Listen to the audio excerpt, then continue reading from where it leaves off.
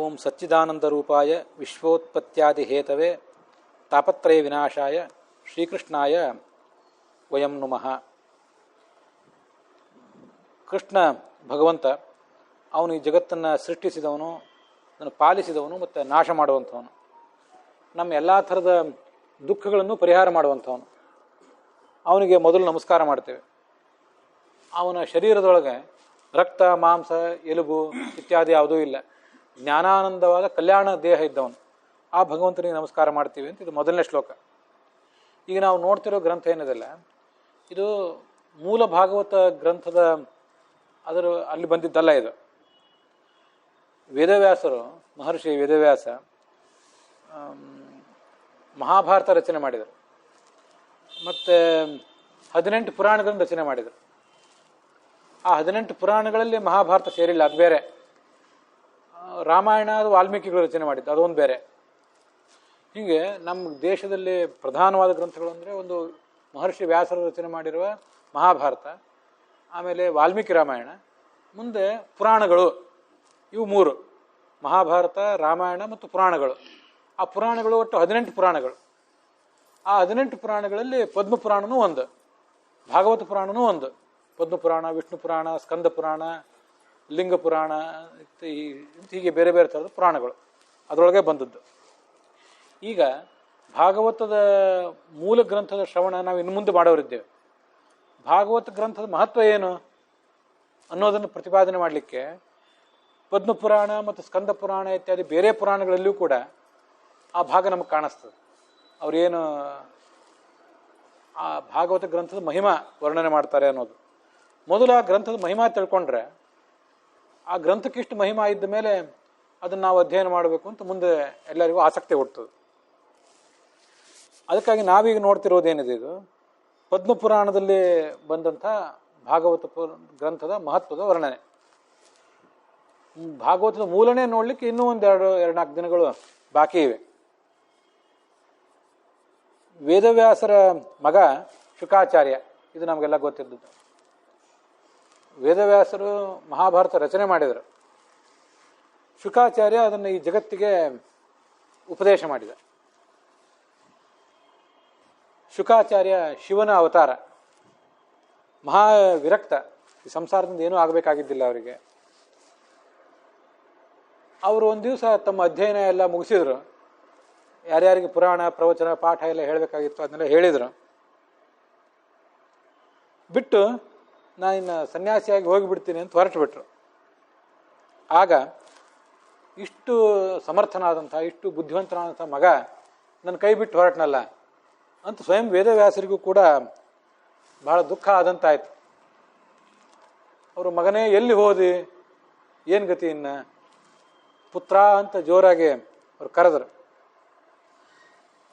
ಈ ವೇದವ್ಯಾಸರೇನು ಒಂದು ಕಾತರದ ಮನೋಭಾವದಿಂದ ಮಗನೇ ಶುಕ ಅಂತ ಕರೆದ್ರಲ್ಲ, ಆವಾಗ ಎಲ್ಲ ಕಡೆ ಸುತ್ತಮುತ್ತಲು ಪ್ರತಿಧ್ವನಿ ಆಯ್ತಂತೆ. ಎಲ್ಲಿ ಪ್ರತಿಧ್ವನಿ ಆಯಿತು? ಎಲ್ಲ ಸ್ಥಾವರಗಳು, ಜಂಗಮಗಳು. ಸ್ಥಾವರ ಅಂದರೆ ಗಿಡ ಮರಗಳು ಮೊದಲಾದದ್ದು. ಜಂಗಮ ಅಂದರೆ ನಾವೆಲ್ಲ ಓಡಾಡುವಂಥವ್ರು. ಈ ಮರಗಳು ಕೂಡ ಪುತ್ರೇತಿ ತನ್ಮಯತೆಯ ತರವೋ ವಿನೇದುಹೋ ತಮ್ಮ ಸರ್ವಭೂತ ಹೃದಯ ಮುನಿಮಾಂತೋಸ್ಮೆ. ಆ ಎಲ್ಲ ಮರಗಳು ಪ್ರತ್ಯುತ್ತರ ಕೊಟ್ಟುವಂತು, ಪ್ರತಿಧ್ವನಿ ಆಯ್ತಂತ ಅವಾಗ. ಯಾಕೆ ಅಂದರೆ ಶಿವ ಎಲ್ಲ ಕಡೆ ಇದ್ದಾನೆ. ಮರಗಳಿರಲಿ ಮತ್ತು ಮನುಷ್ಯ ಇರಲಿ, ಇನ್ಯಾವುದೇ ಪ್ರಾಣಿ ಪಕ್ಷಿ ಇರಲಿ, ಎಲ್ಲರ ಮನಸ್ಸಿನಲ್ಲೂ ಕೂಡ ಶಿವ ಇದ್ದೇ ಇರ್ತಾನೆ. ಆ ಶಿವನ ಅವತಾರವೇ ಈ ಶುಕಾಚಾರ್ಯ. ಆ ಶುಕಾಚಾರ್ಯ ಜಗತ್ತನ್ನು ಬಿಟ್ಟು ಸನ್ಯಾಸಿ ಆಗ್ತೀನಿ ಅಂತ ಹೊರಟು ಬಿಟ್ಟಾಗ, ವ್ಯಾಸರು ಮಗನೇ ಶುಕ ಅಂತ ಜೋರಾಗಿ ಆಕ್ರಂದನ ಮಾಡಿದಾಗ, ಈ ಶುಕ ಎಲ್ಲರ ಮನಸ್ಸಿನೊಳಗೂ ಇದ್ನಲ್ಲ, ಪ್ರಾಣಿ ಪಕ್ಷಿಗಳೆಲ್ಲರ ಮನಸ್ಸಿನೊಳಗೂ, ವೃಕ್ಷಗಳ ಮನಸ್ಸಿನೊಳಗೂ ಇದ್ನಲ್ಲ. ಆಗ ವೃಕ್ಷಗಳು ಪ್ರತ್ಯುತ್ತರ ಕೊಟ್ಟವಂತೆ, ಮಾರ್ಧನೆ ಪ್ರತಿಧ್ವನಿ ಕೊಟ್ಟವು. ಅಂಥ ಶುಕಾಚಾರ್ಯ ಅಷ್ಟು ವಿರಕ್ತನಾದವನು. ಈ ಪರೀಕ್ಷಿತ್ ಅಂತ ರಾಜ ಇದ್ದದ್ದು ನಮಗೆಲ್ಲ ಗೊತ್ತಿದೆ. ಪಾಂಡವರ ಮರಿಮಗ ಅವನು, ಪಾಂಡವರ ಮೊಮ್ಮಗ. ಪಾಂಡವರಲ್ಲಿ ಅರ್ಜುನನ ಮಗ ಅಭಿಮನ್ಯು, ಅಭಿಮನ್ಯುವಿನ ಮಗ ಪರೀಕ್ಷಿತ. ಅವನು ಒಂದು ಬಾರಿ ಕಾಡಿಗೆ ಹೋದವನು, ಯಾವುದೋ ಋಷಿ ಹತ್ರ ಹೋದ. ಬಳಲಿದ್ದ, ನೀರಡಿಕೆ ಹಸಿವೆ ಆಗಿತ್ತು. ಆ ಋಷಿ ಧ್ಯಾನಮಗ್ನನಾಗಿದ್ದ. ಅವನಿಗೆ ಹೊರಗಿನ ಜಗತ್ತಿನ ಪರಿವಿನೇ ಇರಲಿಲ್ಲ. ಈ ರಾಜ ಬಂದದ್ದನ್ನು ನೋಡಿ ಸಮಾಧಿ ಅವಸ್ಥಾದಲ್ಲಿ ಇದ್ದಿಲ್ಲದೆ ಹೋಗಿದ್ರೆ ರಾಜನಿಗೆ ಅವನು ಗೌರವ ಕೊಟ್ಟು ಬಾ ಕೂಡು ಅಂತ ಹೇಳಿ ಅವನಿಗೆ ಆಶೀರ್ವಾದ ಮಾಡಿ ಎಲ್ಲ ಮಾಡ್ತಿದ್ದ. ಸಮಾಧಿ ಅವಸ್ಥಾದಲ್ಲಿ ಇದ್ದಿದ್ದರಿಂದ ಯಾರು ಬಂದರು ಯಾರು ಬಿಟ್ಟರು ಅನ್ನೋದೇ ಎಚ್ಚರ ಇರ್ತಿದ್ದಿಲ್ಲ ಅವನಿಗೆ. ಈ ಋಷಿಗೆ ರಾಜನಿಗೆ ಸಿಟ್ಟು ಬಂದು ಋಷಿ ನನಗೆ ಅವಮಾನ ಮಾಡಿದೆ ಅಂತ ತಿಳ್ಕೊಂಡು ತನ್ನ ಬಿಲ್ಲಿನ ತುದಿಯಿಂದ ಅಲ್ಲೊಂದು ಸತ್ತ ಹಾವನ್ನು ಬಿದ್ದಿತ್ತು, ಅದನ್ನು ತೊಗೊಂಡು ಋಷಿ ಕೊರಳಿಗೆ ಹಾಕಿಬಿಟ್ಟ. ಋಷಿಗೆ ರಾಜ ಬಂದದ್ದು ಗೊತ್ತಿಲ್ಲ, ಆ ಹಾವು ಸತ್ತ ಹಾವು ತನ್ನ ಕೊರಳಿಗೆ ಬಂದು ಬಿದ್ದದ್ದು ಅದೂ ಗೊತ್ತಿಲ್ಲ. ತಪಸ್ಸು ಹಂಗೆ ಮುಂದುವರೆದಿತ್ತು ಅವನು. ಅಷ್ಟೊತ್ತಿಗೆ ಅವನ ಮಗ ಬಂದ. ಆ ಮಗನಿಗೆ ಇದನ್ನು ನೋಡಿ ಭಯಂಕರ ಕೋಪ ಬಂತು. ಇದನ್ನು ಯಾರು ಈ ಕೆಲಸ ಮಾಡಿದ್ರು ಅವ್ರು ಇನ್ನು 7 ದಿವಸದೊಳಗೆ ಹಾವು ಕಚ್ಚಿ ಸತ್ತು ಹೋಗ್ಲಿ ಅಂತ ಶಾಪ ಕೊಟ್ಬಿಟ್ಟ. ಸ್ವಲ್ಪ ಹೊತ್ತಾದ್ಮೇಲೆ ಋಷಿಗಳ ತಪಸ್ಸು ಮುಗೀತು. ಇದೆಲ್ಲ ಭಾಗವತದಲ್ಲಿ ಬರೋ ಕಥಾ. ಋಷಿಗಳ ತಪಸ್ಸು ಮುಗಿದ ಮೇಲೆ ನೋಡಿದ್ರು ಮಗ ತನ್ನ ಮೇಲೆ ಒಂದು ಹಾವಿತ್ತು, ಹಾವನ್ನು ತೆಗೆದು ಬಿಸಾಕಿದ್ರು ಮತ್ತೊಬ್ರು ಯಾರು. ಮಗನೂ ಇನ್ನೂ ಆ ಸಿಟ್ಟಿನ ಆವೇಶದೊಳಗಿದ್ದ. ಆಮೇಲೆ ರಾಜನಿಗೆ ಈ ಮಗ ಶಾಪ ಕೊಟ್ಟದ್ದು ಗೊತ್ತಾಯ್ತು. ಅಯ್ಯೋ ಎಂಥ ಕೆಲಸ ಮಾಡಿದ್ವಿ, ಪಾಪ ರಾಜ ನಮ್ಮನ್ನೆಲ್ಲ ಆಳುವಂಥವನು, ಧಾರ್ಮಿಕ, ಪಾಂಡವರು ಮೊಮ್ಮಗ, ಅವನು ನಮ್ಮನ್ನು ಧರ್ಮದಿಂದ ಆಳ್ತಿದ್ರೆ ನಮ್ಗೆಲ್ಲರಿಗೂ ಸುಖ ಇರ್ತದೆ, ಈಗ ಯಾಕೆ ಮಾಡಿದೆ ಅಂತ ಮಗನನ್ನೇ ಬೈದಂತ ಋಷಿ. ಅಷ್ಟು ಸಮಾಧಾನ ಚಿತ್ತದ ಋಷಿ ಅವನು. ಮುಂದೆ ಆ ರಾಜನಿಗೆ ಹೇಳಿ ಕಳಿಸಿದ್ರು, ಇನ್ನು 7 ದಿವಸದೊಳಗೆ ನೀನು ಮರಣ ಆಗೋದಿದೆ, ಸಾಕಿನ ಸಂಸಾರ ಏನಾದ್ರು ತಯಾರಿ ಮಾಡ್ಕೊ, ಮುಂದಿನ ದಾರಿಗೆ ತಯಾರಿ ಮಾಡ್ಕೊ ಅಂತ. ಅವನು ತನ್ನ ಇನ್ನು 7 ದಿವಸದೊಳಗೆ 7 ದಿವಸ ಮಾತ್ರ ಬದುಕಿರ್ತೀನಿ ಅಂತ ಗೊತ್ತಾದಾಗ ತನ್ನ ಮುಂದಿನ ಅಧ್ಯಾತ್ಮದ ಜೀವನಕ್ಕೆ, ಅಧ್ಯಾತ್ಮದ ಪ್ರಯಾಣಕ್ಕೆ ತಯಾರಿ ಮಾಡಿಕೊಂಡ. ಅಲ್ಲಿ ಆ ರಾಜನಿಗೆ ಕಲ್ಯಾಣ ಆಗಬೇಕು, ಅವನಿಗೊಂದು ಮಂಗಳ ಆಗಬೇಕು ಅನ್ನೋ ದೃಷ್ಟಿಯಿಂದ ಸ್ವಯಂ ಶುಕಾಚಾರ್ಯ ಧಾವಿಸಿ ಬಂದ. ಕಾಡಿನೊಳಗಿದ್ದ ಶುಕಾಚಾರ್ಯ ಅಲ್ಲಿ ಬಂದಂತ. ಅನೇಕ ಜನ ಋಷಿಗಳು ಬಂದರು. ಅವನಿಗೆ 7 ದಿವಸ ಎಡೆಬಿಡದೆ ಭಾಗವತ ಪ್ರವಚನ ಹೇಳಿದ. ಎಡೆಬಿಡದೆ 24 ತಾಸು 7 ದಿವಸ ಭಾಗವತ ಪ್ರವಚನ ಹೇಳಿದ. ಕೊನೆಗೆ 7ನೇ ದಿವಸ ತಕ್ಷಕ ಅಂತ ಹೇಳಿ ಸ್ವರ್ಗದ ಹಾವು ಅದು ಬಂದು ರಾಜನನ್ನು ಕಚ್ಚಿತು. ಅವನು ಸತ್ತ. ಆದರೂ ಕೂಡ ಅವನಿಗೆ ಏನು ಸತ್ತರೇನೋ ಬಿಟ್ರೇನು, ಅವನ ದೇಹ ಅವನಿಗೇನು ಬೇಕಾಗಿದ್ದಿಲ್ಲ. ಭಾಗವತ ಶ್ರವಣ ಮಾಡಿ ಅವನ ದೇಹ, ಮನಸ್ಸು, ಆತ್ಮ ಎಲ್ಲ ಪವಿತ್ರ ಆಗಿ ಹೋಗಿತ್ತು. ಅವನು ಸದ್ಗತಿ ಪಡೆದ ಅಂತ ಅದು ಕಥಾ. ಅವನು ಕಾಡಿನಿಂದ ಬಂದಲ್ಲ ಶುಕಾಚಾರ್ಯ, ಹೇಗಿದ್ನಂತಂದರೆ ಎಂಥ ವಿರಕ್ತ ಅವನು ಅಂದರೆ 16 ವರ್ಷದ ಯುವಕನಂತೆ ಅವತ್ತು ಕಂಗೊಳಿಸ್ತಿದ್ದಂತೆ. ಅಷ್ಟು ಸುಂದರವಾದ ಶರೀರ ಅವನು. ಶಿವನೂ ಅಷ್ಟೇ ಸುಂದರ. ಶಿವ ಸತ್ಯಂ ಶಿವಂ ಸುಂದರಂ ಅಂತ ನಾವು ಕೇಳಿರ್ತೇವೆ. ಶಿವ ಅಂದ್ರೆ ಮಂಗಳಕರ, ಕಲ್ಯಾಣಕರ ಅಂತ ಅರ್ಥ. ಅವನ ಅವತಾರ ಈ ಶುಕಾಚಾರ್ಯನು ಕೂಡ ಅಷ್ಟೇ ಮಂಗಳಕರ, ಅಷ್ಟು ಸುಂದರ. ಅವನ ದಾರಿಯೊಳಗೆ ಬರ್ತಿದ್ರೆ ಯಾರೋ ಕೆಲವರು ಹುಡುಗರು, ಆಮೇಲೆ ಹುಡುಗಿಯರು, ತರುಣಿಯರು ಎಲ್ಲ ಅವನಿಗೆ ಕಲ್ಲೊಗೆಯೋದು, ಅವನು ಸುತ್ತಮುತ್ತಲು ಅವನು ಓಡಾಡೋದು ಅಂತ ವಿಚಿತ್ರವಾಗಿ ಕಾಣಿಸ್ತಿದ್ದಾನಲ್ಲ ಅಂತ. ಅವಧೂತ, ಬೈರಾಗೆ ಹೀಗೆಲ್ಲ ಮಾಡ್ತಿದ್ರಂತ. ಅಷ್ಟು ವೈರಾಗ್ಯದ ಸ್ವಭಾವ ಅವನು. ಅಷ್ಟು ಜ್ಞಾನಿಯಾದವನು, ಅಷ್ಟು ಕಲ್ಯಾಣ ಗುಣ ಇದ್ದವನು. ಅಂಥ ಮಗ ಮನೆ ಬಿಟ್ಟು ಹೋಗ್ತಾನೆ ಅಂದರೆ ವೇದವ್ಯಾಸರಿಗೂ ಒಂದು ಬಾರಿ ದುಃಖ ಆಯ್ತಂತ. ಅಂಥ ಶುಕಾಚಾರ್ಯನಿಗೆ ನಮಸ್ಕಾರ ಮಾಡಬೇಕು ಮೊದಲು.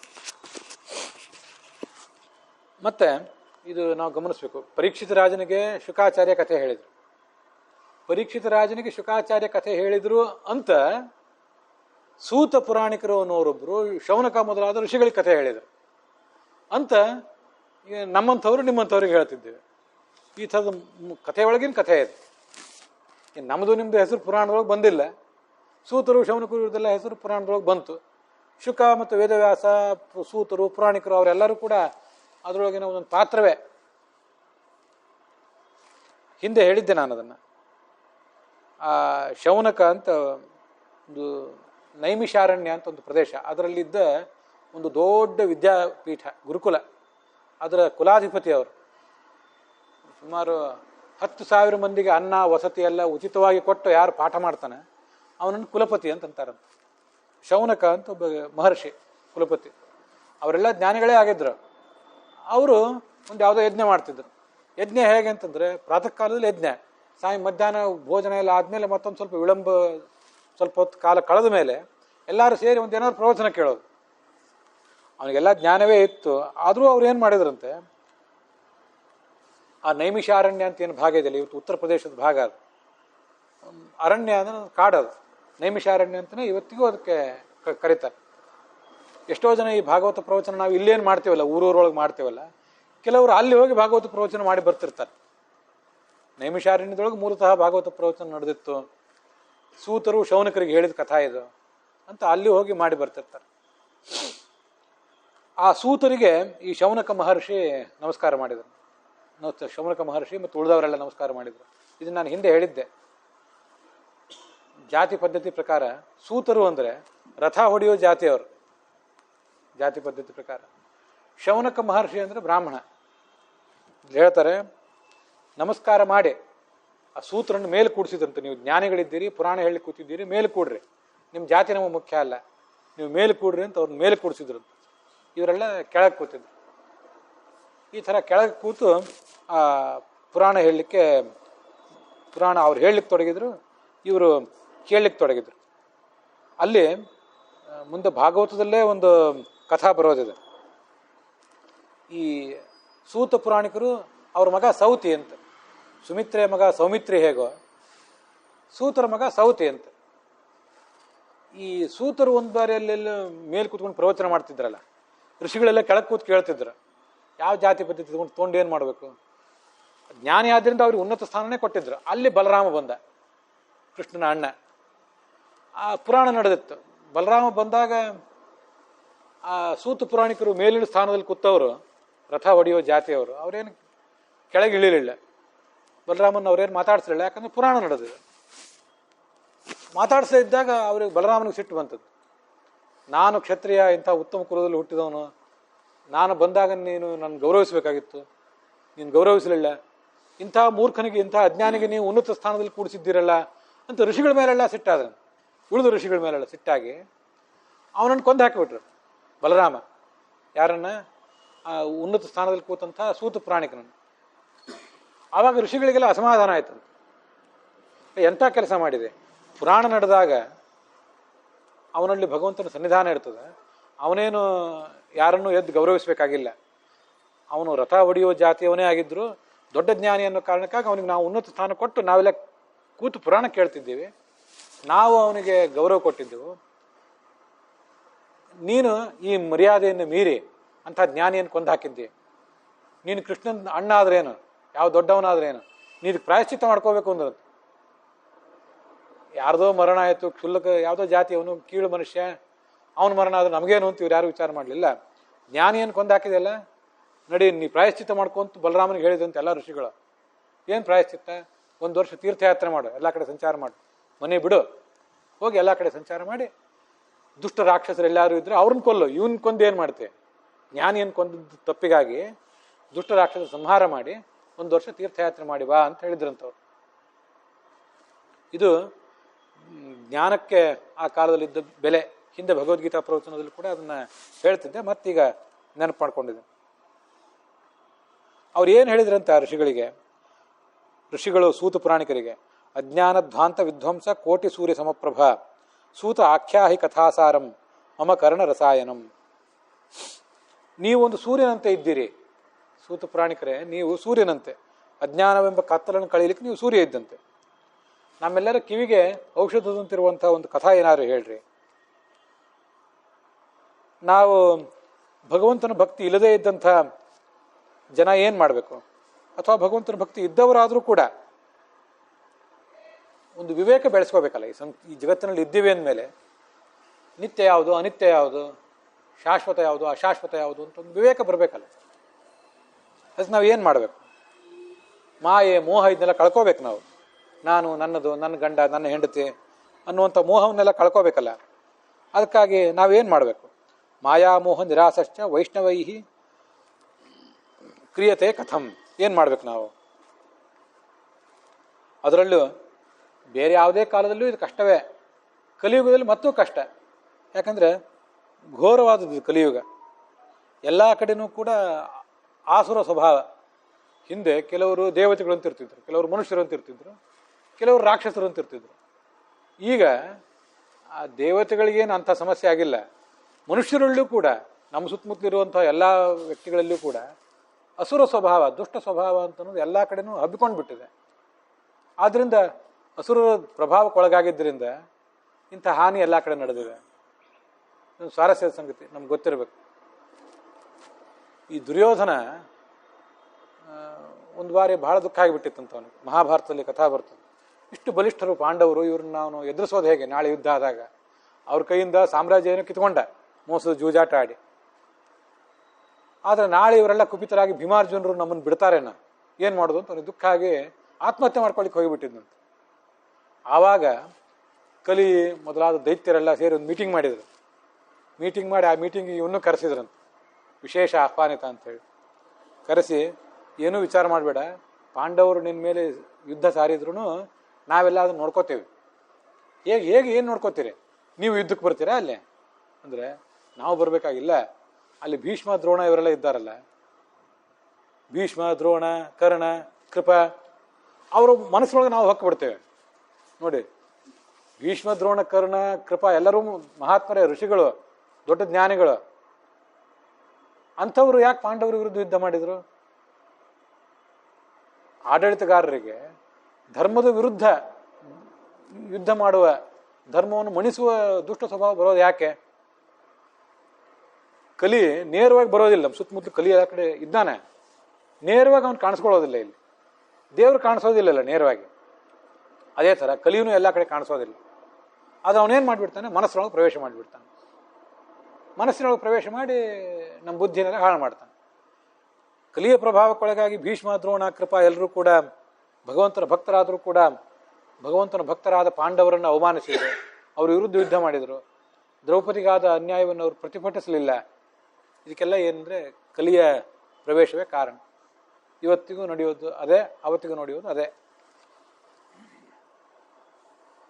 ಈಗ ನಮ್ಮಲ್ಲಿ ಕಲಿ ಪ್ರವೇಶ ಆಗಿದೆಯಲ್ಲ, ಇದನ್ನು ಶುದ್ಧೀಕರಿಸುವ ವಿಧಾನ ಯಾವುದು?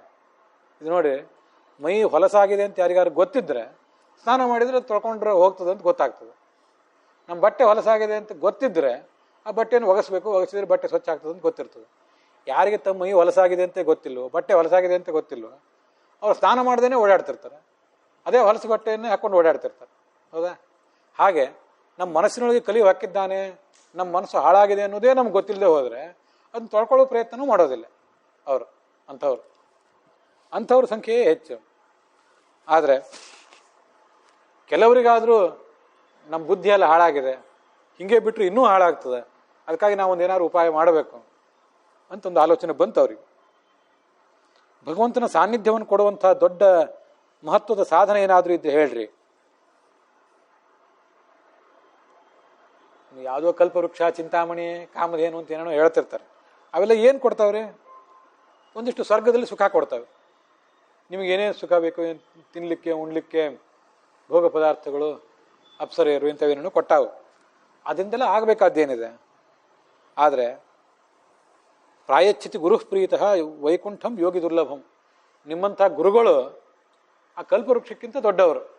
ಯಾಕಂದರೆ ನಿಮ್ಮಂಥ ಗುರುಗಳ ಉಪದೇಶ ನಮಗೇನಾದರೂ ಆದರೆ ನಾಳೆ ಮೋಕ್ಷನೇ ಆಗ್ತದಲ್ಲ. ಅದರಿಂದ ನೀವೇ ಅಷ್ಟು ಮಹತ್ವದವರು, ಹೇಳ್ರಿ ಏನಾದರೂ ಅಂತ ಈ ಋಷಿಗಳೆಲ್ಲ ಕೇಳಿದರು. ಅದಕ್ಕೆ ಅವರು ಕೃಷ್ಣನಿಗೆ ಪ್ರೀತಿಕರ ಸಂಸಾರದ ಭಯ ಪರಿಹಾರ ಮಾಡುವಂಥ ಒಂದು ಪುರಾಣವನ್ನು ಹೇಳ್ತೇನೆ, ಅದನ್ನು ಕೇಳ್ರಿ. ಕಾಲವ್ಯಾಲ ಮುಖಗ್ರಾಸ ತ್ರಾಸ ನಿರ್ನಾಶ ಹೇತವೇ ಶ್ರೀಮದ್ ಭಾಗವತಂ ಶಾಸ್ತ್ರಂ ಕಲೌ ಕಿರೇಣ ಭಾಷಿತಂ. ಪರೀಕ್ಷಿತ ರಾಜನ ಕಥಾ ನಾವೀಗ ಇಲ್ಲಿವರೆಗೆ ಕೇಳಿದೆವು. ಪರೀಕ್ಷಿತ ರಾಜನಿಗೆ ಇನ್ನು 7 ದಿವಸದಲ್ಲಿ ಹಾವು ಕಚ್ಚೆ ಸತ್ತು ಹೋಗಬೇಕು ಅಂತ ಶಾಪ ಬಂದಿತ್ತು. ಆಮೇಲೆ ನಿನಗಿಂತ ಶಾಪ ಬಂದಿದೆ, ಏನಾದರೂ ಪರಿಹಾರ ಮಾಡ್ಕೊಳ್ಳೋ ಅಂತ ಆ ಋಷಿಗಳೇ, ಶಾಪ ಕೊಟ್ಟ ಋಷಿಕುಮಾರನ ತಂದೆನೇ ಹೇಳಿಯೂ ಕಳಿಸಿದ್ರು. ನಮಗೂ ಒಂದು ಹಾವು ಕಡಿದಿದೆ, ಆದರೆ ನಮ್ಮ ಸ್ಥಿತಿ ಹೇಗಿದ್ದಾರೆ, ಹಾವು ಕಚ್ಚಿದ್ದೇ ನಮ್ಗೆ ಗೊತ್ತಿಲ್ಲ, ಹೇಳುವವರು ಯಾರೂ ಇಲ್ಲ. ಅದೇನು ಹಾವು ಅಂದರೆ ಮೃತ್ಯು, ಸಾವು ಅನ್ನೋದೇ ಒಂದು ಹಾವು. ಸಾವೆಂಬ ಕಾಳಸರ್ಪದ ಬಾಯಿಗೆ ನಾವು ಸಿಕ್ಕಿ ಬಿದ್ದಿದ್ದೀವಿ ಇವತ್ತು. ಆದರೆ ಬಿದ್ದಿದ್ದೀವಿ ಅನ್ನೋ ಎಚ್ಚರ ಇದೆಯಾ? ಅವನು 7 ದಿವಸದಲ್ಲಿ ಸತ್ತ, 70 ದಿವಸದಲ್ಲಿ ಇನ್ನು 70 ದಿವಸದಲ್ಲಿ ಸಾಯೋರು ಇರ್ತಾರೆ, ಇನ್ನು 7 ವರ್ಷದಲ್ಲಿ, ಇನ್ನು 70 ವರ್ಷದಲ್ಲಿ ಸಾಯೋರು ಯಾರು ಇರ್ತಾರೆ. 7 ದಿನ, 70 ದಿನ, 700 ದಿನ, 7,000 ದಿನ, ಇವುಗಳಿಗೆ ಎಷ್ಟು ವ್ಯತ್ಯಾಸ ಲೆಕ್ಕ ಹಾಕ್ಲಿಕ್ಕೆ ಹೋದರೆ ಅಂತೂ ಇವತ್ತು ಹುಟ್ಟಿದ್ರು, ಇದ್ರು, ಹೋದರು, ಪ್ರತಿಯೊಬ್ಬರ ಕಥೆನೂ ಇಷ್ಟೇ ಅಲ್ಲ. ಅಂತೂ ಸಾವೆಂಬ ಹಾವಿನ ಬಾಯಿಗೆ ಸಿಕ್ಕವರೇ ನಾವೆಲ್ಲರೂ. ಮತ್ತು ಹಾಗಾದ್ರೆ ನಾವೆಲ್ಲ ಇದಕ್ಕೆ ಬಂದು ವಿಚಾರ ಮಾಡಬೇಕಲ್ಲ. ನಮ್ಗೆ ಯಾರು ಋಷಿಗಳು ಬಂದು ಹೇಳೋರಿದ್ದಾರೆ? ಶಾಸ್ತ್ರ ಓದಿದ್ರೆ ತಿಳಿತದಷ್ಟೆ. ಹಾಗೆ ತಿಳ್ಕೊಂಡು ಆ ಹಾವಿನಿಂದ ನಮಗೊಂದು ಅಭಯ ಸಿಗಬೇಕಾದ್ರೆ ಅದಕ್ಕಾಗಿಯೇ ಈ ಭಾಗವತ ಶಾಸ್ತ್ರವನ್ನು ರಚನೆ ಮಾಡಿದ್ದಾರೆ. ಇದನ್ನು ವೇದವ್ಯಾಸರು ರಚನೆ ಮಾಡಿದರು. ಅವ್ರ ಮಗ ಶುಕ ಇದನ್ನು ಜಗತ್ತಿಗೆ ಕೊಟ್ಟರು. ಏತಸ್ಮಾತ್ ಅಪರಂ ಕಿಂಚಿತ್ ಮನಃಶುದ್ಧೈ ನ ವಿದ್ಯತೆ ಜನ್ಮಾಂತರೇ ಭವೇತ್ ಪುಣ್ಯಂ ತದಾ ಭಾಗವತಂ ಲಭೇತ್. ಭಾಗವತವನ್ನು ಕೇಳಬೇಕು. ಅದರಿಂದ ಏನಾಗ್ತದೆ ಅಂದರೆ ಮನಸ್ಸು ಸ್ವಚ್ಛ ಆಗ್ತದೆ. ಕಾಮ, ಕ್ರೋಧ, ಲೋಭ, ಮೋಹ, ಮದ, ಮಾತ್ಸರ್ಯ ಇವೇನು ತುಂಬಿಕೊಂಡಿರ್ತಾವಲ್ಲ 6 ಶತ್ರುಗಳು, ಇವೆಲ್ಲ ತೊಳೆದು ಸ್ವಚ್ಛ ಆಗಬೇಕಾದ್ರೆ ಭಾಗವತದ ಶ್ರವಣಕ್ಕಿಂತ ಬೇರೆ ವಿಧಾನ ಇಲ್ಲ ಇನ್ನೊಂದು ಅಂತ ವರ್ಣನೆ ಮಾಡ್ತಾರೆ. ಜನ್ಮಾಂತರದ್ದೇನಾದರೂ ಪುಣ್ಯ ಇದ್ದರೆ ಅದನ್ನು ಹೇಳುವ ಯೋಗ ಬರ್ತದೆ, ಕೇಳುವ ಯೋಗ ಬರ್ತದೆ. ಅದಿಲ್ಲದೆ ಹೋದರೆ ಬರೋದಿಲ್ಲ. ಪರೀಕ್ಷಿತ ರಾಜನಿಗೆ ಆ ಶುಕಮುನಿ ಭಾಗವತವನ್ನು ಹೇಳ್ತಾ ಇದ್ರಲ್ಲ, ಆಗ ಆ ದೇವತೆಗಳು ಇಲ್ಲಿ ಬಂದ್ರಂತೆ. ಅವ್ರು ಏನು ಮಾಡಿದ್ರು, ಕೈಯಲ್ಲಿ ಅಮೃತ ಕಲಶ ತೊಗೊಂಬಂದಿದ್ರು. ದೇವತೆಗಳ ಹತ್ರ ಅಮೃತ ಇದೆಯಲ್ಲ, ಸಮುದ್ರ ಮಥನ ನಡೆದಾಗ ಅಲ್ಲಿಗೆ ಅಮೃತ ಸಿಕ್ಕಿತ್ತು ಅವರಿಗೆ. ಅದನ್ನು ಅವ್ರು ತೊಗೊಂಡು ಬಂದರು. ಸುಧಾಕುಂಭಂ ಗೃಹೀತ್ವೈವ ದೇವಾಸ್ತತ್ರ ಸಮಾಗಮನ್. ಅವರು ಶುಕಾಚಾರ್ಯನಿಗೆ ನಮಸ್ಕಾರ ಮಾಡಿದರು. ಅವ್ರು ಹೇಳಿದ್ರಂತೆ, ನೋಡಿ ಶುಕಾಚಾರ್ಯ, ನಮ್ಮ ಕೈಯಲ್ಲಿರೋ ಅಮೃತ ದುರ್ಲಭ ಇದೆ ಬಹಳ, ಇದನ್ನು ನಿನಗೆ ಕೊಡ್ತೇವೆ, ಬೇಕಾದ್ರೆ ತಗೋ ಇದನ್ನು. ಇನ್ನು ಬೇಕಾದ್ರೆ ಮಂದಿಗೂ ಕೊಡು ನಿನಗೆ ಬೇಕು ಅನಿಸಿದ್ರೆ. ಅಲ್ಲೇನು ಹಂಗಿಲ್ಲ, ನಾನು ಸುಮ್ಮನೆ ಹೇಳಿದೆ. ಆದರೆ ಆ ಭಾಗವತದ ಕಥಾಮೃತ ಇದೆಯಲ್ಲ, ಕಥಾ ಅನ್ನೋದೇ ಅಮೃತ, ಅದನ್ನು ನಮಗೆ ಕೊಡು. ಅದ್ರ ಬದಲಾಗಿ ಈ ಅಮೃತ ನಿನಗೆ ಕೊಡ್ತೇವೆ. ರಾಜ, ಪರೀಕ್ಷಿತ ರಾಜ ಈಗ ಸಾಯವನಿದ್ದಾನಲ್ಲ ಇನ್ನು 7 ದಿವಸದಲ್ಲಿ, ಅವನು ಅಮೃತ ಪಾನ ಮಾಡಲಿ. ಸ್ವರ್ಗಲೋಕದಿಂದ ಅವನಿಗೆ ಅಮೃತ ತಂದು ಕೊಟ್ಟಿದ್ದೇವೆ, ನಾವು ಭಾಗವತ ಅಮೃತ ಪಾನ ಮಾಡ್ತೇವೆ. ಆಗ ಶುಕಾಚಾರ್ಯ ನಕ್ಬಿಟ್ನಂತ.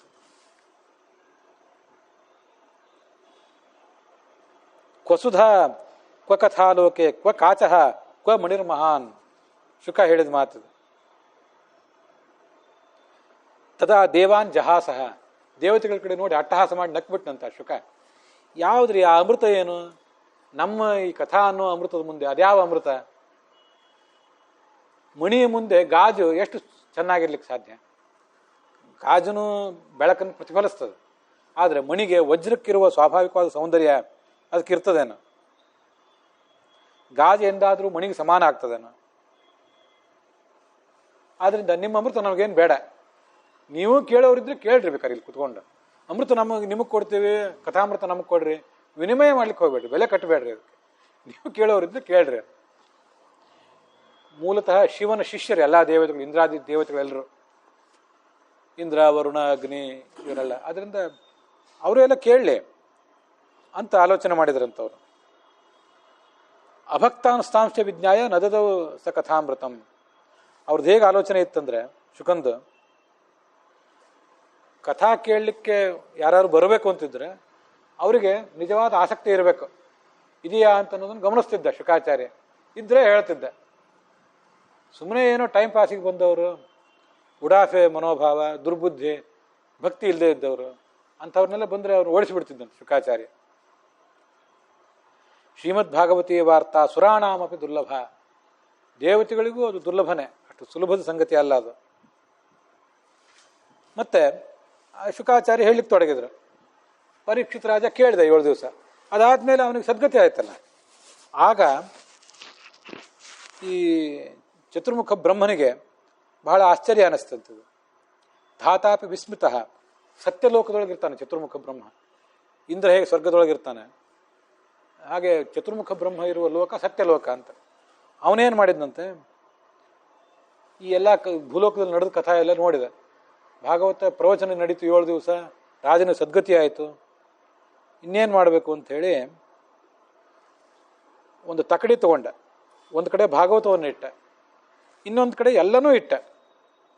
ನಾನಾ ಥರದ ಯಜ್ಞ, ಹೋಮ, ದಾನ, ಬೆಳಿಗ್ಗೆ ಎದ್ದು ಸ್ನಾನ ಮಾಡೋದು, ಏನೇನು ಧರ್ಮ ಅಂತ ನೀವು ತಿಳಿದಿದ್ದೀರಿ ಎಲ್ಲ ಧರ್ಮಗಳನ್ನು ಒಂದು ತಕಡೆ ಒಳಗಿಟ್ಟ. ಇನ್ನೊಂದು ಕಡೆ ಭಾಗವತವನ್ನು ಇಟ್ಟ.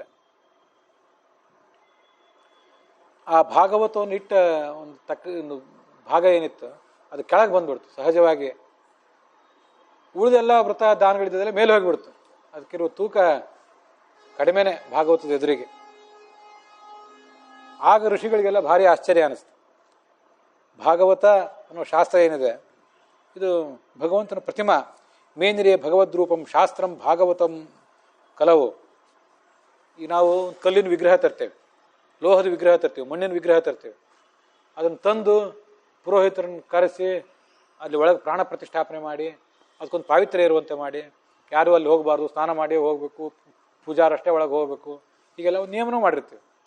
ಸಿಕ್ಕವ್ರು ಹೋದ್ರೆ ಅದಕ್ಕೆ ಮತ್ತೆ ನಾವು ಶುದ್ಧೀಕರಣ ಮಾಡ್ತೇವೆ. ಅಂತೂ ಯಾರು ಪೂಜಾ ಮಾಡಬೇಕಾಗಿರ್ತದ ಅವನಷ್ಟೇ ಅಲ್ಲಿ ಹೋಗಬೇಕು ಅಂತೂ ನಿಯಮ ಮಾಡಿರ್ತಾರಲ್ಲ. ಅಷ್ಟೆಲ್ಲ ಅದಕ್ಕೊಂದು ಪ್ರಾಣ ಪ್ರತಿಷ್ಠಾಪನೆ ಮಾಡಬೇಕು, ನಿತ್ಯ ಪೂಜೆ ನಡಿಬೇಕು, ಇದೆಲ್ಲ ಮಾಡಬೇಕು. ಭಾಗವತ ಗ್ರಂಥ ಅನ್ನೋದು ಇದು ಆ ಕಲ್ಲಿನ ಲೋಹದ ಕಟ್ಟಿಗೆ ವಿಗ್ರಹವನ್ನು ಮೀರಿಸಿದ ಒಂದು ಪ್ರತಿಮಾ. ಇದು ಭಗವಂತನ ಪ್ರತಿಮಾ, ಅಷ್ಟು ಅದ್ಭುತವಾದ ಪ್ರತಿಮಾ ಇದು.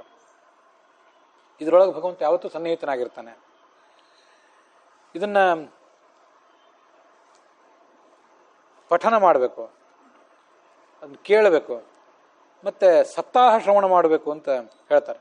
ಸಪ್ತಾಹೇನ ಶ್ರುತಂ ಚೇತತ ಸರ್ವತಃ ಮುಕ್ತಿದಾಯಕಂ. ಒಂದು ವಾರ ಕೇಳಬೇಕು ಅಂತ. ಈಗೆಲ್ಲ ಕಡೆ ಭಾಗವತ ಪ್ರವಚನ ಏನು ನಡೀತಿರ್ತದೆ, ಒಂದೊಂದು ವಾರ ಕೇಳಬೇಕು. ಯಾಕಂದ್ರೆ ಹಿಂದೆ ಶುಕಾಚಾರ್ಯನು ಕೂಡ ಪರೀಕ್ಷಿತ ರಾಜನಿಗೆ ಒಂದು ವಾರ ಹೇಳಿದ್ದ ಅಂತ.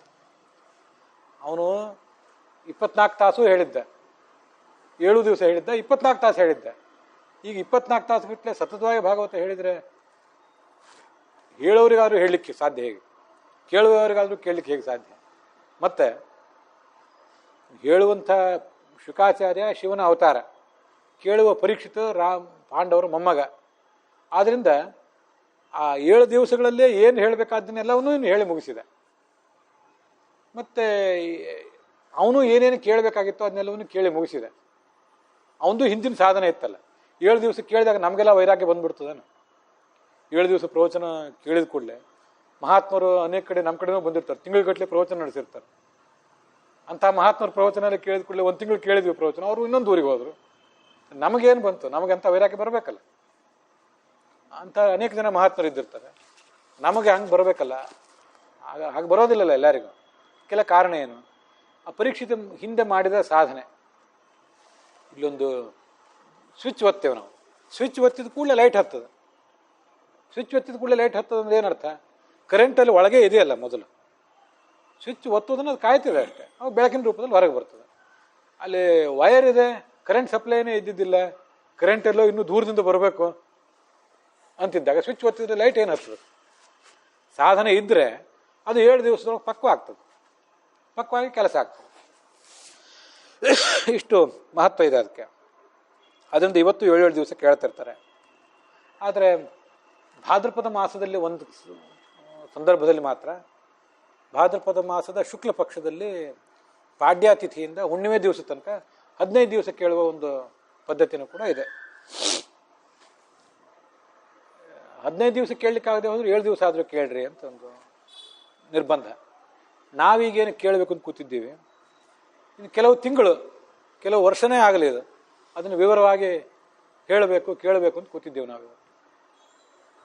ವಿವರವಾಗಿ, ಅಷ್ಟು ವಿವರವಾಗಿ ಬಹಳ ಕಠಿಣವಾದ ಅಂಶಗಳನ್ನು ಹೇಳ್ತಾ ಕೂತ್ರೆ ಜನ ಕೇಳೋದಿಲ್ಲ ಅಂತ ಹೇಳಿ ಒಂದು 15 ದಿವಸ ಆದರೂ ಕೇಳ್ರಿ, ಅದಾಗದ್ರೆ ಹೋದ್ರೆ ಒಂದು 7 ದಿವಸ ಆದರೂ ಕೇಳ್ರಿ ಅಂತ ಮಾಡಿರ್ತಾರೆ. ಆದರೂ ವಾಸ್ತವಿಕವಾಗಿ ವಿಸ್ತೃತವಾಗಿ ಅದನ್ನು ಕೇಳುವುದು ಒಳ್ಳೆಯದು. ಸಪ್ತಾಹೇನ ಶ್ರುತಂ ಚೇತತ್ ಸರ್ವಥಾ ಮುಕ್ತಿದಾಯಕಂ ಸನಕಾದ್ಯೈ ಪುರಾ ಪ್ರೋಕ್ತಂ ನಾರದಾಯ ದಯಾಪರೇಹಿ. ಹಿಂದೆ ಚತುರ್ಮುಖ ಬ್ರಹ್ಮನ ಮಕ್ಕಳು ಸನಕಾದಿ ಋಷಿಗಳು ನಾರದರಿಗೆ ಭಾಗವತ ಪುರಾಣವನ್ನು ಹೇಳಿದ್ರು. ಆ ನಾರದನು ಕೂಡ ಅದೇನು ಹೊಸದಾಗಿ ಕೇಳಿದವನಲ್ಲ, ಅವರೆಲ್ಲರೂ ಒಂದು ಇಂಥ ವಿಷಯಗಳನ್ನು ಅನೇಕ ಬಾರಿ ಕೇಳೇ ಇರ್ತಾರಂತೆ. ಸ್ವಯಂ ಚತುರ್ಮುಖ ಬ್ರಹ್ಮನಿಂದನೂ ಕೇಳಿದ್ದ ನಾರದ. ಸನಕಾದಿಗಳು ಹೇಳಿದಾಗ ಮತ್ತೊಂದ್ಸರಿ ಕೇಳಿದ. ಚತುರ್ಮುಖ ನಿಮ್ಮ ಅಪ್ಪನ ಕೈಯಿಂದ, ಚತುರ್ಮುಖ ಬ್ರಹ್ಮನ ಕಡೆಯಿಂದನೇ ಕೇಳಿದ್ದೇನೆ, ನಿಮ್ಮ ಕಡೆಯಿಂದ ಏನು ಕೇಳೋದು ಅಂತ ಅವನೇನು ತಿರಸ್ಕಾರ ಮಾಡಲಿಲ್ಲ. ಮತ್ತೆ ಪ್ರೀತಿಯಿಂದ ಒಂದು ವಾರ ಕಥಾ ಕೇಳೇ ಬಿಟ್ಟ ಅವನು. ಅದಕ್ಕೆ ಈ ಶೌನಕರು ಒಂದು ಪ್ರಶ್ನೆ ಮಾಡಿದ್ರಂತೆ ಸೂತ್ರನ ಕುರಿತು. ಈ ನಾರದರು ಒಂದು ವಾರ ಒಂದೇ ಕಡೆ ಕೂತು ಪ್ರವಚನ ಕೇಳಿದ್ರಿ ಅಂತಿರಲ್ಲ, ಇದು ಭಾರಿ ಆಶ್ಚರ್ಯ ನಮಗೆ. ಯಾಕೆಂದ್ರೆ ನಾರದರು ಒಂದೊಂದು ವಾರಗಟ್ಟಲೆ ಎಲ್ಲೂ ಇರುವ ಮನುಷ್ಯ ಅಲ್ಲ. ಲೋಕ ವಿಗ್ರಹ ಮುಕ್ತಸ್ಯ ಅವ್ರ ಸ್ವಭಾವ ಏನು? ಜಗತ್ತಿನೊಳಗೆ ದುರ್ಜನರಲ್ಲಿ ಸಜ್ಜನರಲ್ಲಿ ಕಲಹ ಮಾಡೋದೊಂದು ಸ್ವಭಾವ ಅಂತದ್ದು. ಕಲಹಪ್ರಿಯ ಅಂತಲೇ ನಾರದರಿಗೆ ಹೆಸರು. ಅದನ್ನ ಯಾಕೆ ಮಾಡ್ತಾರೆ ಅಂದ್ರೆ ಸುಮ್ಮನೆ ಕಿಡಿಗೇಡಿ ಸ್ವಭಾವದಿಂದ ಮಾಡೋದಲ್ಲ. ಅವರು ದುರ್ಜನರಾದವರಿಗೆ ದುಷ್ಟರಿಗೆ ಪಾಠ ಆಗಬೇಕಲ್ಲ, ಒಂದು ಸರಿಯಾದ ಶಿಕ್ಷೆ ಆಗಬೇಕಲ್ಲ, ಅದಕ್ಕಾಗಿ ಹಾಗೆ ಮಾಡ್ತಿರ್ತಾರೆ. ಈ ಕಂಸನಿಗೆ ಬಂದು ಬೋಧನೆ ಮಾಡಿದವರು ಅವರೇ. ಈಗ ಈ ದೇವಕಿಯ ಮಗನಿಂದಲೇ ನಿನಗೆ ಹತ್ಯೆ ಆಗಬೇಕು, ಅದು ಗೊತ್ತೋ ಇಲ್ಲ ನಿನಗೆ, ಮೈಮರ್ತು ಕೂತಿದ್ಯಲ್ಲ ಅಂಥೇಳಿ ಅವ್ನು ಹುಚ್ಚುಚ್ಚಿ ಬಿಟ್ರು. ಆವಾಗಿಂದ ಮತ್ತವನು ಎದ್ದು ನಿಂತ. ಇಂಥದ್ದು ಅನೇಕ ಜನ ರಾಕ್ಷಸರ ಹತ್ರ ಎಲ್ಲ ಹೋಗಿ ಅವ್ರನ್ನ ಎಬ್ಬಿಸಿ ನಿಲ್ಲಿಸ್ತಿದ್ರು. ಮತ್ತೆ ದೇವತೆಗಳಿಗೂ ಹೋಗಿ ಹೇಳಿ ಆ ರಾಕ್ಷಸರು ಎದ್ದು ನಿಂತಿದ್ದಾರೆ, ಒಂದೇನಾದ್ರು ನೀವು ತಯಾರಿ ಮಾಡ್ಕೊಳ್ರಿ ಅಂತಿದ್ರು. ಈ ಥರ ಕಲಹ ಯಾಕೆ ಮಾಡ್ತಿದ್ರು ಅಂದರೆ ದುಷ್ಟರು ಅವ್ರದ್ದು ಸಂಹಾರ ಆಗಬೇಕು, ಜಗತ್ತಿನ ದುಷ್ಟತನ ಹೋಗಬೇಕು, ಧರ್ಮದ ರಕ್ಷಣೆ ಆಗಬೇಕು. ಇದು ಅವ್ರ ಜವಾಬ್ದಾರಿ. ಈ ಕಿಡಿಗೇಡಿ ಸ್ವಭಾವ ಅಲ್ಲ ಅವ್ರದ್ದು. ನಾರದ ಅಂದರೆ ನಮ್ಮೆಲ್ಲರ ಸಾಕ್ಷಿ ಪ್ರಜ್ಞೆ ಇದ್ದ ಹಾಗೆ. ಅವ್ರನ್ನ ಮಹಾಭಾರತದಲ್ಲಿ ಒಂದು ಕಡೆ ಅವರು ಸ್ತೋತ್ರ ಮಾಡ್ತಾರೆ, ಅವಂಧ್ಯ ಕಾಲಹ ಅಂತ. ಯಾವತ್ತೂ ಸಮಯವನ್ನು ವ್ಯರ್ಥ ಮಾಡಿದವರಲ್ಲ ಅವರು, ಯಾವತ್ತೂ ಭಗವಂತನ ಗುಣಗಾನ ಮಾಡಿಕೊಂಡೇ ಇದ್ದವರು. ದೇವತೆಗಳು, ಮನುಷ್ಯರು, ದೈತ್ಯರು ಎಲ್ಲರ ಕಡೆ ಎಲ್ಲಿ ಹೋಗ್ಲಿಕ್ಕೂ ಅವರಿಗೆ ಮುಕ್ತ ಪರವಾನಗಿ. ಅಂಥವ್ರು ಅವರು ಸದಾ ಸಂಚಾರ ಮಾಡ್ತಿರ್ತಾರೆ. ಅಂಥವ್ರು ಒಂದು ಕಡೆ 7 ದಿವಸ ಕಾಲ ಒಂದು ಕಡೆ ಕೂತ್ರಲ್ಲ, ಕಥಾ ಕೇಳಿದ್ರಲ್ಲ, ಇದು ಭಾರಿ ಆಶ್ಚರ್ಯ. ಅವ್ರಿಗೆ ಬಿಡುವು ಹೇಗೆ ಸಿಕ್ತ ಅಷ್ಟು? ಅದ್ರ ಬಗ್ಗೆ ಒಂದು ಸ್ವಲ್ಪ ವಿವರ ಹೇಳ್ರಿ ಅಂತ. ಅದಕ್ಕೆ ಆ ಸೂತ ಪುರಾಣಿಕರು ಕಥೆ ಹೇಳಿ ತೊಡಗಿದವರು ಹೇಳಿದ್ರಂತ ಹೇಳ್ತೀನಿ. ಅದ್ರ ಬಗ್ಗೆ ಒಂದು ಸ್ವಾರಸ್ಯ ಇದೆ, ಹೇಳ್ತೀನಿ ಕೇಳ್ರಿ. ಶುಕಮುನಿ ನನಗೆ ಆ ಕಥೆ ಹೇಳಿದ್ರು, ನಿಮಗೆ ಹೇಳ್ತೇನೆ. ಈ ಬದರಿ ಕ್ಷೇತ್ರ ಇದೆಯಲ್ಲ, ಆ ಬದರಿ ಕ್ಷೇತ್ರದಲ್ಲಿ ಸನಕಾದಿಗಳಿಗೂ ನಾರದರಿಗೂ ಒಂದ್ಸರಿ ಭೇಟಿ ಆಯ್ತಂತೆ. ಆಗ ಅವರಂದ್ರಂತೆ, ಕಥಂ ಬ್ರಹ್ಮನ್ ದೀನಮುಖ ಕುತಶ್ಚಿಂತಾತುರೋ ಭವಾನ್ ತ್ವರಿತಂ ಗಮ್ಯತೆ ಕುತ್ರ ಕುತಶ್ಚ ಆಗಮನಂ ತವ. ಯಾಕೆ ನಾರದರೆ, ಯಾವತ್ತೂ ನೀವು ಸಂತೋಷದಿಂದ ಇರುವಂಥವ್ರು, ಇನ್ನೊಬ್ಬರನ್ನು ಸಂತೋಷ ಪಡಿಸುವಂಥವ್ರು, ಇವತ್ತೇನೋ ನಿಮ್ಮ ಮನಸ್ಸಿನೊಳಗೆ ಭಾರಿ ದುಃಖ ಆಗುವಂತೆ ಕಾಣಿಸ್ತಿದೆ. ಏನಾಗಿದೆ ನಿಮಗೆ? ಎಲ್ಲಿಂದ ನೀವು ಬರ್ತಾ ಇದ್ದೀರಿ? ಭಾರಿ ಅವಸರದಿಂದ ಎಲ್ಲೇ ಹೊರಟಿದ್ರು ಅವರು. ಎಲ್ಲಿಂದ ಬಂದ್ರಿ? ಹೋಗ್ತಾ ಇದ್ದೀರಿ ಎಲ್ಲಿಗೆ? ಏನಾರು ದುಡ್ಡು ಕಳ್ಕೊಂಡವರು ಒದ್ದಾಡ್ತಿರ್ತಾರಲ್ಲ ಆ ಚಿಂತೆಯಿಂದ, ಆ ಥರ ನೀವೆಲ್ಲೋ ಓಡಾಡುವಂತೆ ಕಾಣಿಸ್ತದೆ. ಇದೇನು ನಿಮ್ಗೇನಾಗಿದೆ ಅದನ್ನ ಹೇಳ್ರಿ. ಇದು ಇಂಥ ಒಂದು ನೋವು ದುಃಖ ನಿಮ್ಗೆ ಯೋಗ್ಯ ಅಲ್ಲ. ಅದಕ್ಕೆ ಅವ್ರು ನಾರದ ಹೇಳಿದ್ರಂತೆ, ನಾನು ಈ ನಮ್ಮ ಕರ್ಮಕ್ಷೇತ್ರವಾದಂಥ ಈ ಭರತ ಭೂಮಿಯಲ್ಲಿ ಎಲ್ಲ ಕಡೆ ಸಂಚಾರ ಮಾಡಿದೆ. ಎಲ್ಲೆಲ್ಲಿ ಸಂಚಾರ ಮಾಡಿದಂತೆ? ಪುಷ್ಕರ, ರಾಜಸ್ಥಾನದಲ್ಲಿ ಪುಷ್ಕರ ಅಂತೇಳಿ ಒಂದು ಸರೋವರ ಇದೆ, ಅಲ್ಲಿ ಸ್ನಾನ ಮಾಡ್ತಿರ್ತಾರೆ. ಪ್ರಯಾಗ ಅಂದರೆ ಅಲಹಾಬಾದ್, ಗಂಗಾ ಸರಸ್ವತಿ ಯಮುನಾ ಅಲ್ಲಿ ಸಂಗಮಿಸ್ತವೆ. ಗಂಗಾ ಒಂದು ದಿಕ್ಕಿನಿಂದ ಬರ್ತದೆ, ಯಮುನಾ ಒಂದು ದಿಕ್ಕಿನಿಂದ ಬರ್ತದೆ, ಸರಸ್ವತಿ ಕೆಳಗೆ ಗುಪ್ತಗಾಮಿನಿ ಆಗಿರ್ತದೆ. ಅಂಥದ್ದು ಪ್ರಯಾಗ. ಕಾಶಿ ಅಂದರೆ ವಿಶ್ವನಾಥನ ವಿಶಾಲಾಕ್ಷಿಯ ಗಂಗಾ ಸನ್ನಿಧಾನ ಇರುವ ಜಾಗ. ಗೋದಾವರಿ ನದಿ, ಇದು ಮಹಾರಾಷ್ಟ್ರ ಮತ್ತು ಆಂಧ್ರ ಪ್ರದೇಶದಲ್ಲಿ ಹರಿಯುವಂಥ ನದಿ. ಹರಿದ್ವಾರ, ಹರಿದ್ವಾರದಿಂದಲೇ ಮುಂದೆ ಈ ಬದರಿ, ಕೇದಾರ, ಗಂಗೋತ್ರಿ, ಯಮುನೋತ್ರಿ ಇತ್ಯಾದಿಗಳಿಗೆ ನಾವು ಹೋಗೋದು. ಆ ಎಲ್ಲ ಕ್ಷೇತ್ರ, ಕುರುಕ್ಷೇತ್ರ, ಕೌರವ ಪಾಂಡವರಿಗೆ ಯುದ್ಧ ಆದಂಥ ಒಂದು ಪ್ರದೇಶ. ಶ್ರೀರಂಗ, ತಮಿಳುನಾಡಿನಲ್ಲಿರುವಂಥ ಶ್ರೀರಂಗಂ ಕ್ಷೇತ್ರ, ಅಲ್ಲಿ ಹೋಗಿದ್ದೆ. ರಾಮೇಶ್ವರ, ಅದು ಗೊತ್ತು ನಮಗೆ. ಈ ಥರದ ಎಲ್ಲ ಕ್ಷೇತ್ರಗಳನ್ನೂ ಕೂಡ ನಾನು ಸಂಚಾರ ಮಾಡಿದ್ದೆ. ಶ್ರೀರಂಗಂ ಸೇತು ಬಂಧನಂ ಏವಮಾದಿಷು ತೀರ್ಥೇಶು ಭ್ರಮಮಾಣ ಇತಸ್ತತಃ, ಎಲ್ಲ ಕಡೆ ಸಂಚಾರ ಮಾಡಿದೆ. ಆದರೆ ಏನಾಯ್ತಂದರೆ ಎಲ್ಲಿಯೂ ನನ್ನ ಮನಸ್ಸಿಗೆ ತೃಪ್ತಿಯೇ ಆಗುವಂತೆ ಕಾಣಿಸ್ತಾ ಇಲ್ಲ. ಕಲಿ ಈ ಜಗತ್ತಿನಲ್ಲಿ ಎಲ್ಲರನ್ನೂ ಕೂಡ ಹಿಡಿದಿಟ್ಬಿಟ್ಟಿದ್ದಾನೆ, ಎಲ್ಲರೊಳಗೂ ಪ್ರವೇಶ ಮಾಡಿದ್ದಾನೆ. ಸತ್ಯಂ ನಾಸ್ತಿ ತಪಶೌಚಂ ದಯಾ ದಾನಂ ನ ವಿದ್ಯತೆ ಉದರಂ ಭರಿಣೋ ಜೀವಾಹ ವರಾಕಾಹ ಕೂಟಭಾಷಿಣಃ. ಎಲ್ಲೂ ಸತ್ಯ ಅನ್ನುವುದೇ ಇಲ್ಲ. ತಪಸ್ಸು, ಧ್ಯಾನ ಕೇಳಬೇಡ್ರಿ. ಶೌಚ, ಸ್ವಚ್ಛತೆ, ಅಂತರಂಗ ಬಹಿರಂಗ ಶುದ್ಧಿ, ಇದೇ ಬಹಿರಂಗ ಶುದ್ಧಿ, ಇದೇ ಅಂತರಂಗ ಶುದ್ಧಿ, ಅದೂ ಇಲ್ಲ. ಅದೆಲ್ಲ ಸುಮ್ಮನೆ ಬಾಯಲ್ಲೇ. ಕರುಣೆ ಅನ್ನೋದೇ ಎಲ್ಲೂ ಇಲ್ಲ. ದಾನ ಇಲ್ಲ. ಎಲ್ಲ ಜನ ಹೊಟ್ಟೆ ಹೊರೆಯುವುದರಲ್ಲಿ ಆಸಕ್ತರು. ಬೆಳಿಗ್ಗೆ ಎದ್ದು ಕೂಡಲೇ ರಾತ್ರಿ ಮಲಗುವವರೆಗೂ ಹೇಗೆ ಹೊಟ್ಟೆ ಹೊರಿಬೇಕು, ಹೊಟ್ಟೆ ಹೊರಲಿಕ್ಕೆ ಏನು ಮಾಡಬೇಕು, ಎಲ್ಲರನ್ನೂ ಕೇಳಿದ್ರು, ಎಂಥ ಶ್ರೀಮಂತರನ್ನೇ ಕೇಳಿದ್ರು, ಏನು ಮಾಡ್ತಿದ್ರಿ ಅಂತ ಕೇಳಿದ್ರು. ಹೊಟ್ಟಿಗೆ ಏನಾದ್ರು ಮಾಡ್ಬೇಕಲ್ಲಪ್ಪ ಅದು ಮಾಡ್ತಿದ್ದೀವಿ ಅಂತ. ಎಂಥ ದೊಡ್ಡ ದೊಡ್ಡ ಶ್ರೀಮಂತರನ್ನ ಕೇಳಿದ್ರು. ಬಡವರು ಹಾಗೆ ಮಾಡ್ತಾರೆ, ಶ್ರೀಮಂತರು ಹಾಗೆ ಮಾಡ್ತಾರೆ. ಅದಕ್ಕೆ ಏನು ಮಾಡ್ತಾರೆ ಅಂದರೆ, ಕಷ್ಟಪಟ್ಟು ದುಡಿಲಿ, ಪ್ರಾಮಾಣಿಕತೆಯಿಂದಾದರೂ ಸಂಪಾದನೆ ಮಾಡ್ಲಿಕ್ಕೆ ಹೋಗ್ತಾರೆ. ಅದಿಲ್ಲ. 3 ಸಂಗತಿಗಳು. ಒಂದು, ದುಡ್ಡು ಮತ್ತು ಈ ಲೌಕಿಕ ಸುಖ ಇದು ಯಾವುದೂ ಬೇಡ ಅಂತ ಭಗವಂತನ ವಿಚಾರದಲ್ಲಿ ಆಸಕ್ತರಾದವರು ಕೆಲವರು, ಅದು ಉತ್ತಮ ವರ್ಗ. 2ನೇ ವರ್ಗ ಭಗವಂತನ ಕಡೆಗೆ ಅಷ್ಟೇನು ಭಾರಿ ಆಸಕ್ತರಲ್ಲ. ಭಗವಂತನನ್ನೇ ಧ್ಯಾನ ಮಾಡ್ತಾ ಕೂತ್ರೆ, ಪುರಾಣ ಹೇಳ್ತಾ ಕೇಳ್ತಾ ಕೂತ್ರೆ ಜೀವನ ಯಾರು ನಡೆಯೋದ್ರಿ ಅಂಥೇಳಿ ಬೆಳಿಗ್ಗೆ ಎದ್ದಾಗಿನಿಂದ ಸಾಯೋ ರಾತ್ರಿ ಮಲಗುವವರೆಗೂ ಕಷ್ಟಪಟ್ಟು ದುಡಿತಾರೆ. 2ನೇ ವರ್ಗ ಪ್ರಾಮಾಣಿಕತನದಿಂದ ಅದು ದುಡಿತಾರೆ. 3ನೇ ವರ್ಗ ಸುಮ್ಮನೆ ಭಗವಂತನ ಹೆಸರು ಹೇಳ್ತಿರ್ತಾರೆ ಅಷ್ಟೇ, ಭಗವಂತ ಧರ್ಮ ಅಂತ ಸುಮ್ಮನೆ ಹೆಸರು ಹೇಳ್ತಿರ್ತಾರೆ. ಆದರೆ ಅಪ್ರಾಮಾಣಿಕತನದಿಂದ ಧನ ಸಂಪಾದನೆ ಮಾಡ್ತಿರ್ತಾರೆ, ಮೋಸದ ಮಾತುಗಳನ್ನೇ ಆಡ್ತಾರೆ. ಆಲಸಿಗಳು, ಬುದ್ಧಿಮಂದ, ಅವರ ಅದೃಷ್ಟವೂ ಕಡಿಮೆ. ಆದ್ದರಿಂದ ಅವರಿಗೆ ಶಾಸ್ತ್ರ ಪ್ರವಚನ ಮಾಡಬೇಕು ಅನಿಸೋದಿಲ್ಲ, ಧರ್ಮಾಚರಣೆ ಮಾಡಬೇಕು ಅಂತ ಅನಿಸೋದಿಲ್ಲ. ಇಷ್ಟರ ಮೇಲೆ ಅವರಾದರೂ ಸುಖಿಗಳಾಗಿದ್ದಾರೆ ಇಷ್ಟೆಲ್ಲ ಕಷ್ಟಪಟ್ಟು, ಅದನ್ನೂ ಏನು ಕೇಳಬೇಡ್ರಿ. ಮತ್ತು ಇನ್ನು ಕೆಲವರು ಏನಿದ್ದಾರೆ ಅಂದರೆ, ಇದರಲ್ಲಿ ಮತ್ತು ಆ 3ನೇ ವರ್ಗ ಇದೆಯಲ್ಲ, ಅದರಲ್ಲಿ 2. ಒಂದು ವರ್ಗ ನೋಡ್ಲಿಕ್ಕೆ ಏನು ಸಾಧು ಸಂತರಂತೆ ಇರೋದಿಲ್ಲ, ನೋಡ್ಲಿಕ್ಕೂ ದುಷ್ಟರಂತನೇ ಇರ್ತಾರೆ, ದುಷ್ಟ ಕೆಲಸನೇ ಮಾಡ್ತಿರ್ತಾರೆ. ಅದರಲ್ಲಿ ಮತ್ತು ಕೆಲವರು ಘಾತಕರು ಹೇಗಿರ್ತಾರೆ ಅಂದರೆ, ದುಷ್ಟ ಕೆಲಸ ಮಾಡ್ತಿರ್ತಾರೆ, ಹೊರಗಿನ ವೇಷ ಸಾಧು ಸಂತರ ವೇಷ ಆಗಿರ್ತದೆ. ಅವ್ರು ಮತ್ತೂ ನೀಚರು, ತಾವು ಹಾಳಾಗ್ತಾರೆ, ವೈರಾಗ್ಯ ತೋರಿಸ್ಕೊತಿರ್ತಾರೆ, ಸಂಸಾರದಲ್ಲಿ ಆಸಕ್ತರಾಗಿರ್ತಾರೆ. ಎಲ್ಲ ದುರ್ಬುದ್ಧಿ.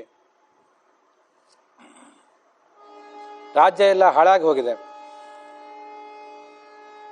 ತರುಣಿ ಪ್ರಭುತಾ ಲೋಕೆ. ಒಂದು ಕಾಲದಲ್ಲಿ ಒಂದು ವ್ಯವಸ್ಥೆ ಇರ್ತಿತ್ತು. ಗಂಡ ಅಂದರೆ ಹೆಂಡತಿಗಿಂತ ವಯಸ್ಸಿನಿಂದ ದೊಡ್ಡವನಿರ್ತಾನೆ, ಅಜ್ಜಿಗಿಂತ ಅಜ್ಜಿ, ಎಲ್ಲರೂ ಅತ್ತೆಗಿಂತ ಮಾವ ವಯಸ್ಸಿನಿಂದ ದೊಡ್ಡವರು ಇರ್ತಾರೆ. ಆ ಗಂಡಸಿನ ಅನುಶಾಸನ ನಡೆದಿರ್ತದೆ. ಗಂಡಸಿನ ಅನುಶಾಸನ ನಡಿಬೇಕು ಅಂತ ಮುಖ್ಯ ಅಲ್ಲ, ವಯಸ್ಸಿನಿಂದ ಅವ್ರು ದೊಡ್ಡವರು, ಅವ್ರ ಅನುಶಾಸನ ನಡೆದಿರ್ತದೆ. ಆದ್ರಿಂದ ಗಂಡಸಿಗೊಂದು ಸ್ಥಾನಮಾನ ಇರ್ತದೆ, ಎಲ್ಲರೂ ನಡ್ಕೊಂಡು ಹೊಂಟಿರ್ತಾರೆ. ಮುಂದೆ ಕಲಿಯುಗ ಬಂದಾಗ ತರುಣಿ ಪ್ರಭುತ, ಇಷ್ಟು ದಿವಸ ನಿಮ್ಮ ಮಾತು ಕೇಳಿದ್ದಾಯ್ತು, ಇನ್ನು ನಮ್ಮ ಮಾತು ನೀವು ಕೇಳ್ರಿ ಅಂತ ಹೇಳಿ ಎಲ್ಲ ಸ್ತ್ರೀಯರು ತಮ್ಮದೇ ಕೈಯಲ್ಲಿ ಕಾರ್ಯಭಾರ ತಗೊಂಡ್ಬಿಟ್ಟಿರ್ತಾರೆ. ಮತ್ತೆ ಅವ್ರಿಗೆ ಸಲಹೆ ಕೊಡೋರು ಯಾರು? ಮೈದುನ, ಇನ್ನೊಬ್ರು ಯಾವನೋ ಒಬ್ಬ ಬಂದು ಸಲಹೆ ಕೊಡ್ತಾನೆ. ಶಾಲಕೋ ಬುದ್ಧಿದಾಯಕ ಕನ್ಯಾ ವಿಕ್ರಯಣೋ ಲೋಭಾತ್. ಹುಟ್ಟಿದ ಮಕ್ಕಳನ್ನ ದುರಾಸೆಯಿಂದ ಇನ್ನೊಬ್ಬರಿಗೆ ಮಾರ್ತಾರೆ. ದಂಪತಿಗಳು ನಿತ್ಯ ಕಲಹನೇ ಮಾಡ್ತಿರ್ತಾರೆ. ಹಿಂದೆ ಯಾವಾಗಾದ್ರೂ ಒಮ್ಮೊಮ್ಮೆ ಕಲಹ ಮಾಡ್ತಿದ್ರು, ಈಗ ನಿತ್ಯ ಕಲಹನೇ ಮಾಡ್ತಿದ್ದಾರೆ. ಯಾವ್ದಾದ್ರು ಒಳ್ಳೆ ಆಶ್ರಮಗಳಿಗೆ ಹೋಗೋಣ, ಮಠಗಳಿಗೆ ಹೋಗೋಣ, ಮಂದಿರಗಳಿಗೆ ಹೋಗೋಣ ಅಂತಂದ್ರೆ, ನದಿಗಳಿಗೆ ಹೋಗಿ ಸ್ನಾನ ಮಾಡೋಣ ಅಂದ್ರೆ, ದೇವಾಲಯಕ್ಕೆ ಹೋಗೋಣ ಅಂತಂದ್ರೆ, ಇಲ್ಲಿ ಎಲ್ಲೂ ಇಲ್ಲದೆ ಇರೋ ದುಷ್ಟರೆಲ್ಲ ಅಲ್ಲಿದ್ದಾರೆ. ಇದು ದೊಡ್ಡ ಸಮಸ್ಯೆ. ಹೋಗೋದು ಎಲ್ಲಿ ಹಂಗಾದ್ರೆ? ಆಶ್ರಮಾಹ ಯವನೈಹಿ ವೃದ್ಧಾಹ. ಇಷ್ಟರ ಮೇಲೆ ಯಾರು ವಿದೇಶಿಗಳಿಗೆ ಬಂದು ಅಲ್ಲನ್ನು ಹಾಳು ಮಾಡಿಬಿಡೋದು ಬೇರೆ, ಅಧಾರ್ಮಿಕರು ಮೊದಲಾದವರು. ತೀರ್ಥಾನಿ ಸರಿತಸ್ತಥ ದೇವತಾಯತನಾನ್ಯತ್ರ ದುಷ್ಟೈಹಿ ನಷ್ಟಾನಿ ಭೂರಿಶಃ. ಎಷ್ಟೋ ಜನ ಹಾಳು ಮಾಡಿಬಿಟ್ಟಿದ್ದಾರೆ. ಇನ್ನು ಕೆಲವರನ್ನು ಹಾಳು ಮಾಡಿಲ್ಲ, ಅಲ್ಲಿ ಒಳಗೆ ಕೂತು ಅವನನ್ನು ನಿಧಾನವಾಗಿ ಹಾಳು ಮಾಡ್ತಾ ಇದ್ದಾರೆ. ನಯೋಗಿ ನೈವ ಸಿದ್ಧೋವ ನಜ್ಞಾನಿ ಸತ್ಕ್ರಿಯೋ ನರಹ.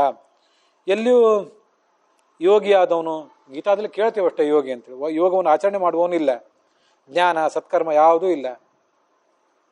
ಎಲ್ಲ ಈ ಕಾಡಿನಲ್ಲಿ ಕಾಡ್ಗಿಚ್ಚು ಬಂದಾಗ ಎಲ್ಲ ಸುಟ್ಟು ಹೋಗಿಬಿಡ್ತದಲ್ಲ, ಆ ಥರ ಕಲಿ ಎನ್ನುವುದೊಂದು ಕಾಡ್ಗಿಚ್ಚು, ಎಲ್ಲ ಸುಟ್ಟು ಹೋಗಿಬಿಟ್ಟದು.